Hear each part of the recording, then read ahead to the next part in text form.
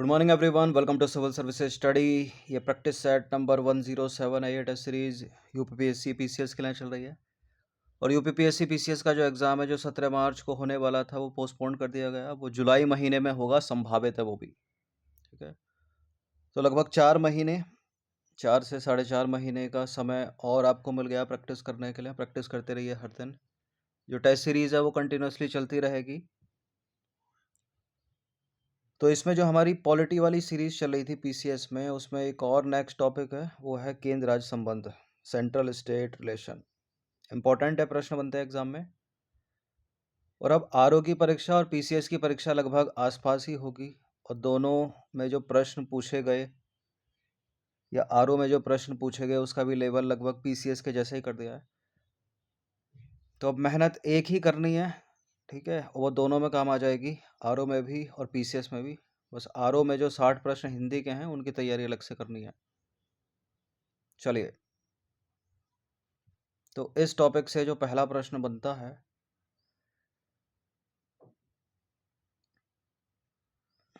निम्नलिखित में से कौन सा कथन सही है। देखिए, भारत में सेवा कर यानी सर्विस टैक्स संघ द्वारा उद्ग्रहित किया जाता है, यानी लेवीड। सेवा कर संघ और राज्य द्वारा संग्रहित किया जाता है, सेवा कर संघ और राज्य द्वारा विनियोजित किया जाता है। सारे के सारे सही हैं। सर्विस टैक्स को उद्ग्रहित करती है सेंट्रल गवर्नमेंट यानी केंद्र सरकार, ठीक है। और सर्विस टैक्स संग्रहित किया जाता है केंद्र के द्वारा भी और राज्य के द्वारा भी, दूसरा वाला भी ठीक है। और विनियोजित भी इसको केंद्र भी कर सकता है, राज्य भी कर सकता है, तो तीसरा भी ठीक है। तो सारे के सारे सही हैं, डी है इसका आंसर। संविधान के अनुच्छेद 268 ए में सेवा कर यानी सर्विस टैक्स के संबंध में उपबंध है। सेवा कर केंद्र सरकार के द्वारा उद्ग्रहित किया जाता है, किंतु केंद्र और राज्य दोनों के द्वारा संग्रहित और विनियोजित किया जा सकता है। ठीक है। फुल टेस्ट सीरीज आप प्राप्त कर सकते हैं नंबर इस पर कॉल या व्हाट्सएप करके, पेड टेलीग्राम ग्रुप से जुड़कर। क्वेश्चन नंबर 2 पर आ जाइए। निम्नलिखित में से किसको कुछ शुल्कों व करों पर संघ के उद्देश्यों के लिए अधिभार यानी सरचार्ज लगाने की शक्ति है। नीति आयोग के पास, वित्त आयोग के पास, भारतीय रिजर्व बैंक के पास या संसद के पास? कौन लगा सकता है? देखिए, पार्लियामेंट का काम है, ठीक है, संसद। तो संविधान के अनुच्छेद 271 के तहत संसद को कुछ शुल्कों व करों पर संघ के उद्देश्यों के लिए अधिभार यानी सरचार्ज लगाने की शक्ति है। यह अधिभार सीधे केंद्र सरकार को प्राप्त होता है और इसमें राज्यों का कोई हिस्सा नहीं होता। क्वेश्चन नंबर 3 पर आ जाइए। क्वेश्चन नंबर 3 है, दो स्टेटमेंट वाला, कौन सा इसमें सही होगा। भारत में मतदान देने का अधिकार संवैधानिक अधिकार है। 61वें संविधान संशोधन अधिनियम के द्वारा मतदान करने की न्यूनतम आयु में वृद्धि की गई। भारत में वोटिंग राइट जो है कॉन्स्टिट्यूशनल राइट है और वैधानिक दोनों है, पहला वाला सही है। 61वें संविधान संशोधन के द्वारा मतदान करने की आयु में कमी की गई थी, 21 वर्ष से घटाकर 18 वर्ष कर दी गई थी।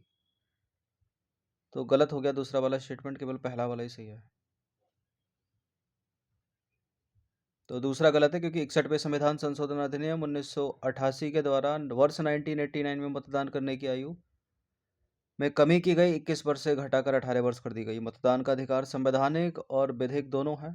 संविधान के अनुच्छेद 326 और जन प्रतिनिधित्व अधिनियम 1951 में उपबंध है कि लोकसभा और राज्यों की विधानसभाओं का चुनाव वयस्क मताधिकार के आधार पर किया जाएगा, जिसमें न्यूनतम आयु 18 वर्ष निर्धारित की गई।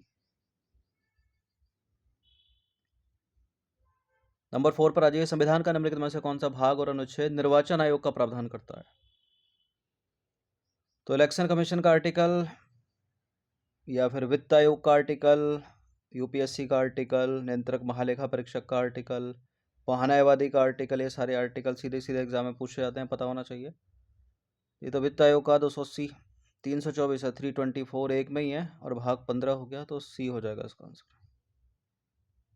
संविधान के भाग 15 और अनुच्छेद 324 में भारत के निर्वाचन आयोग हेतु प्रावधान है, यानी election commission of India. Question number 5 पर आ जाइए। निम्नलिखित में से कौन सा कथन सही है। पंचायतों एवं नगरपालिकाओं के निर्वाचन की जिम्मेदारी भारत के निर्वाचन आयोग के ऊपर है। भारत के मुख्य निर्वाचन आयुक्त एवं अन्य निर्वाचन आयुक्तों की नियुक्ति संसद द्वारा की जाती है। देखिए, गलत है दूसरा स्टेटमेंट, राष्ट्रपति के द्वारा की जाती है। और नगरपालिका और पंचायतों का चुनाव राज्य का निर्वाचन आयोग करता है, ना कि भारत का। ये दोनों के दोनों गलत हैं, कोई भी सही नहीं है, डी है इसका आंसर।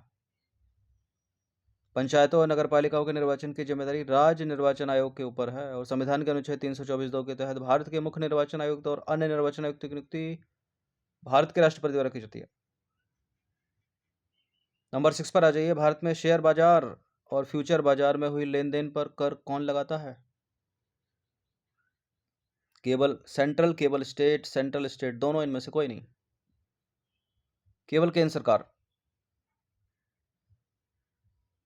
संविधान के अनुच्छेद 268 में ऐसे करों के संबंध में प्रावधान है जो केंद्र सरकार द्वारा उद्ग्रहित किए जाते हैं किंतु राज्य द्वारा संग्रहित एवं विनियोजित किए जाते हैं। भारत में शेयर बाजार तथा फ्यूचर बाजार में हुई लेन देन पर कर इसी अनुच्छेद के अंतर्गत आता है, तो विकल्प ए करेक्ट है, केवल केंद्र सरकार। क्वेश्चन नंबर 7 पर आ जाइए। कृषि आय पर लगाए जाने वाले कर का किसके द्वारा उद्ग्रहित, संग्रहित एवं उपभोग किया जाता है? राज्यों द्वारा, संघ और राज्य दोनों द्वारा, इनमें से कोई नहीं, राज्यों द्वारा केवल।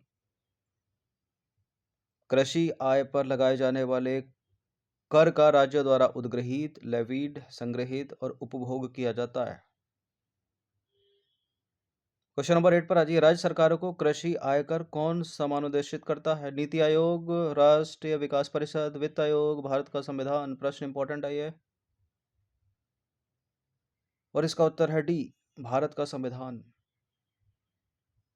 देखिए, संविधान के अनुच्छेद 274 में इसका प्रावधान है, सीधे सीधे याद रखिएगा। क्वेश्चन नंबर 9 पर आ जाइए। क्या संविधान के अंतर्गत भारतीय संघ के राज्य विदेशी ऋण सीधे लेने की शक्ति रखते हैं? हाँ, नहीं, हाँ, किंतु केवल अंतर्राष्ट्रीय संगठन से, जैसे कि IMF से, वर्ल्ड बैंक से, मतलब किसी देश से नहीं। हाँ, किंतु भारतीय रिजर्व बैंक की अनुमति से। देखिए, भारत में कोई भी राज्य विदेशी ऋण नहीं ले सकता सीधे, वो भी बिना केंद्र सरकार के बीच में डाले।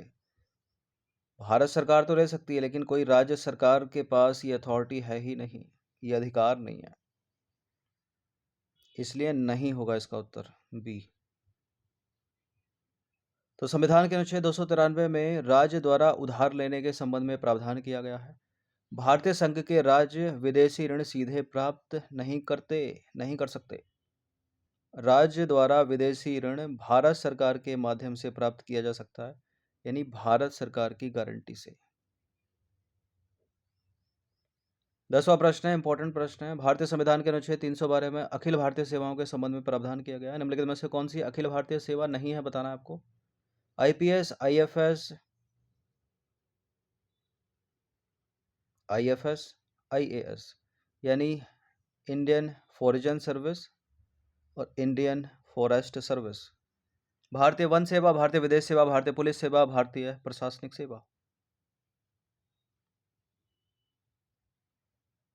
अखिल भारतीय सेवाओं के संबंध में एकाधिकार राज्य सभा के पास है, जैसे कि धन विधेयक के मामले में एकाधिकार लोकसभा के पास है। तो भारतीय प्रशासनिक सेवा यानी IAS एक अखिल भारतीय सेवा है। भारतीय पुलिस सेवा यानी IPS एक अखिल भारतीय सेवा है। भारतीय वन सेवा यानी इंडियन फॉरेस्ट सर्विस एक अखिल भारतीय सेवा है, लेकिन इंडियन फॉरेन सर्विस, भारतीय विदेश सेवा, एक अखिल भारतीय सेवा नहीं है, और यही आंसर है डी। तो उपरोक्त में से भारतीय विदेश सेवा अखिल भारतीय सेवाओं में शामिल नहीं है। इंपॉर्टेंट आर्टिकल है 312, इसको याद रखिएगा। संविधान के अनुच्छेद 312 में उपबंध है कि राज्यसभा उपस्थित और मत देने वाले सदस्यों के कम से कम 2/3 सदस्यों द्वारा संकल्प पारित कर दे कि राष्ट्र हित में ऐसा करना आवश्यक है। तो संसद जो है विधि द्वारा संघ और राज्यों के लिए सम्मिलित एक या एक से अधिक अखिल भारतीय सेवाओं का सृजन कर सकेगी, और अखिल भारतीय सेवाओं के अंतर्गत जो सेवाएं हैं वो 3 हैं।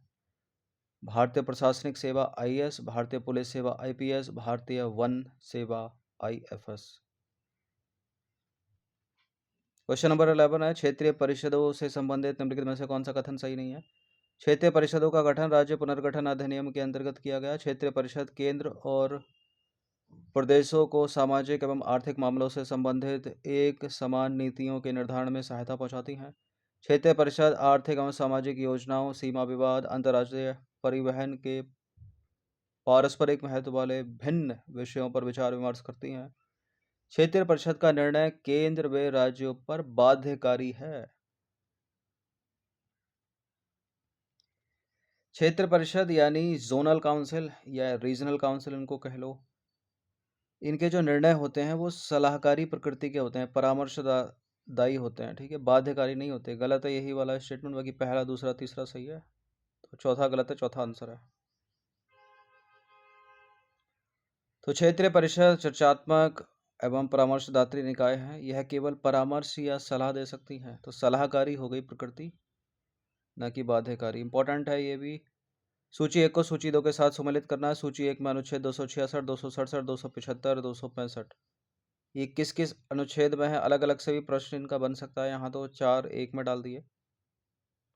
भारत की आकस्मिक निधि, भारत की संचित निधि और लोक लेखा निधि विधि के प्राधिकार के बिना करों का अधिरोपण न किया जाना, कुछ राज्यों को संघ से अनुदान। इन दोनों का आर्टिकल तो हमेशा याद रखिएगा। भारत की संचित निधि एवं लोक लेखा निधि ये एक ही आर्टिकल में है, ये है अनुच्छेद 266 में। और भारत की आकस्मिक निधि किसमें? अनुच्छेद 267 में। कुछ राज्यों को संघ से अनुदान अनुच्छेद 275 में। और विधि के प्राधिकार के बिना करों का अधिरोपण न किया जाना अनुच्छेद 265 में। तो ए का 2 हो गया और बी का 1 हो गया, सी का 4 हो गया और डी का 3 हो गया। ए का 2, बी का 1, सी का 4 और डी का 3, तो ये हो गया बी। तो अनुच्छेद 266 में है भारत की संचित निधि और लोक लेखा निधि, 267 में है भारत की आकस्मिक निधि, 275 में है कुछ राज्यों को संघ से अनुदान, 265 में है विधि के प्राधिकार के बिना करों का अधिरोपण न किया जाना।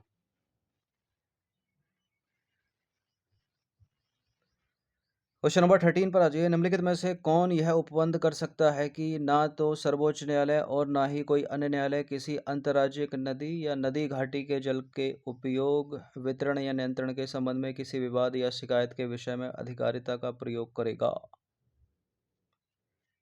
प्रधानमंत्री, राष्ट्रपति, केंद्रीय गृह मंत्रालय या संसद? क्या होना चाहिए इसका आंसर? इसका होना चाहिए पार्लियामेंट, संसद, बी। देखिए, संसद विधि द्वारा यह उपबंध कर सकती है कि ना तो सुप्रीम कोर्ट और ना ही कोई स्टेट का हाई कोर्ट या फिर भारत का कोई दूसरा कोर्ट किसी अंतर्राज्यिक नदी या नदी घाटी के जल के उपयोग, वितरण या नियंत्रण के संबंध में किसी विवाद या शिकायत के विषय में अधिकारिता का प्रयोग करेगा। क्वेश्चन नंबर 14 पर आ जाइए। क्षेत्रीय परिषद यानी जोनल काउंसिल की संरचना में कौन कौन शामिल होता है? भारत सरकार का गृह मंत्री, उस क्षेत्र के राज्यों में से प्रत्येक के मुख्यमंत्री, उस क्षेत्र के राज्यों में प्रत्येक के राज्यपाल, उस क्षेत्र के प्रत्येक राज्य से 2 मंत्री, उस क्षेत्र में स्थित प्रत्येक केंद्र शासित प्रदेश के प्रशासक। जोनल काउंसिल में जो मेंबर्स होते हैं वो भारत सरकार का गृह मंत्री इसमें होगा, ठीक है, ये तो अध्यक्ष ही होता है इसका। उस क्षेत्र के राज्यों में से प्रत्येक के मुख्यमंत्री इसमें होते हैं, राज्यपाल इसमें नहीं होते। उस क्षेत्र के प्रत्येक राज्य से 2 मंत्री होते हैं, उस क्षेत्र में स्थित केंद्र शासित प्रदेश के प्रशासक भी होते हैं। तो राज्यपाल को हटा के 1 3 4 5,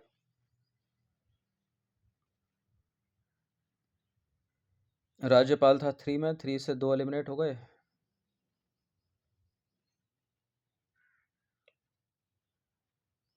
1 2 4 5 होगा। तो उपरोक्त में राज्यपाल क्षेत्रीय परिषद का सदस्य नहीं होता। सभी क्षेत्रीय परिषदों का अध्यक्ष भारत सरकार का गृह मंत्री होता है। इंपॉर्टेंट है ये प्रश्न। और राज्य पुनर्गठन अधिनियम 1956 द्वारा 5 क्षेत्रीय परिषदों का गठन किया गया। कितना? 5। तथा पूर्वोत्तर परिषद अधिनियम 1971 के द्वारा पूर्वोत्तर परिषद का गठन किया गया।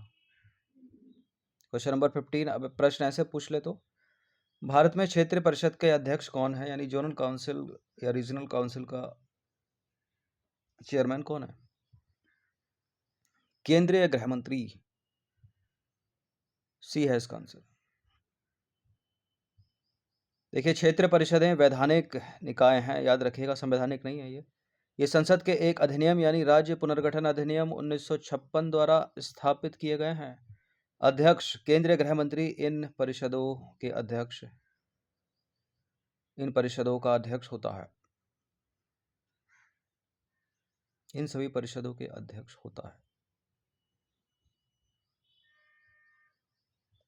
अब एक इसी तरह से रिलेट करता हुआ एक प्रश्न ये पूछा गया था यूपीएससी सिविल सर्विसेज 2013 में,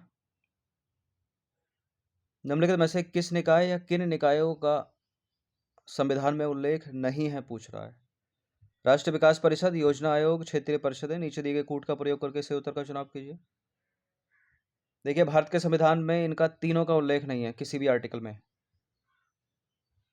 तो पहला भी नहीं है, दूसरा भी नहीं है, तीसरा भी नहीं है, तो 1 2 3 डी हो गया। इनका गठन कैसे हुआ ये सभी को पता होगा। तो उपरोक्त तीनों का भारतीय संविधान में उल्लेख नहीं है, यानी ये कॉन्स्टिट्यूशनल बॉडी नहीं है, संवैधानिक निकाय नहीं है। क्वेश्चन नंबर 17 पर आ जाइए।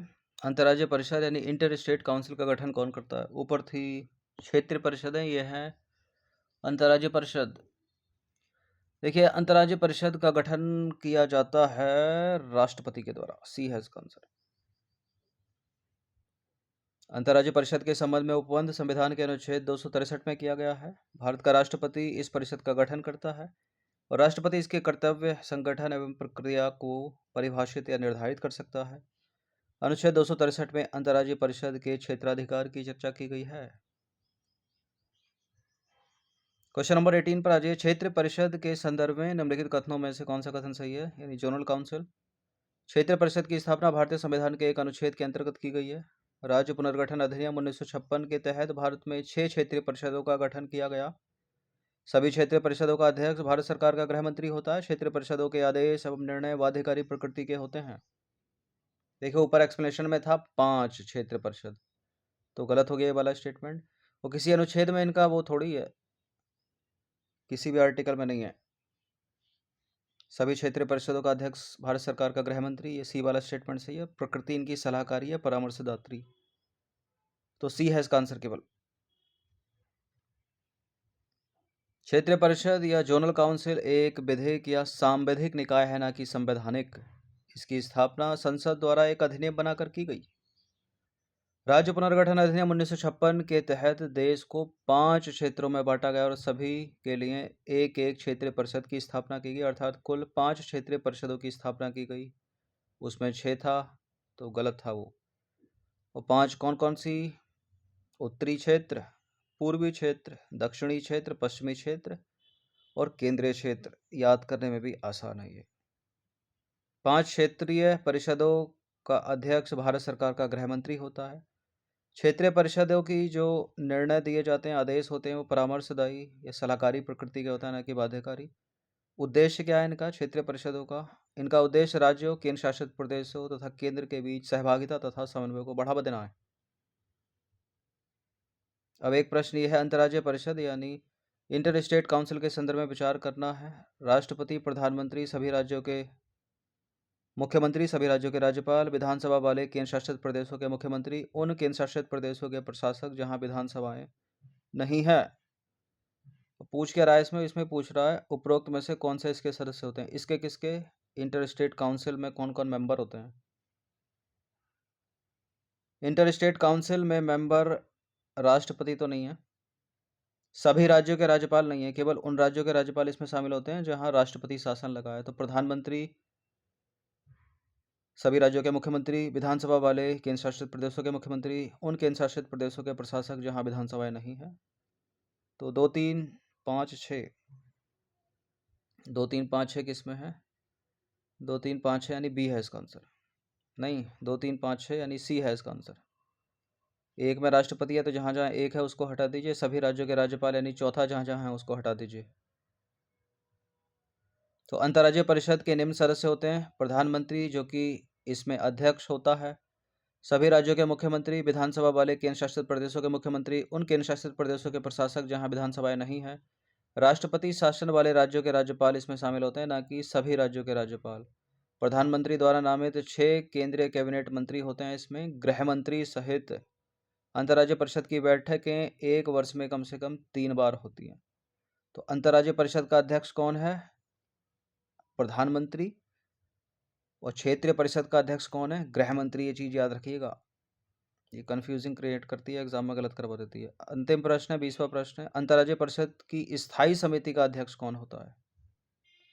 अंतर्राज्यीय परिषद का अध्यक्ष तो प्रधानमंत्री है, लेकिन अंतर्राज्यीय परिषद की एक स्थायी समिति है, उसका अध्यक्ष कौन होता है? उसका अध्यक्ष होता है जो क्षेत्रीय परिषदों का अध्यक्ष होता है, यानी केंद्रीय गृह मंत्री। ए है इसका आंसर, इसको भी याद रखिएगा।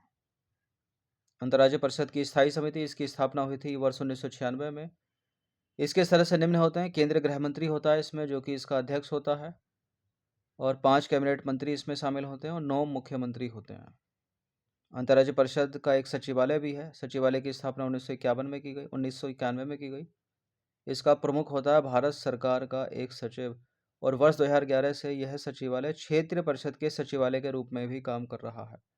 ठीक है, तो अंतर्राज्यीय परिषद का जो सचिवालय है वो क्षेत्रीय परिषद के सचिवालय के रूप में भी काम कर रहा है। क्षेत्रीय परिषद जिसका अध्यक्ष होता है गृह मंत्री, और अंतर्राज्यीय परिषद जिसका अध्यक्ष होता है प्रधानमंत्री।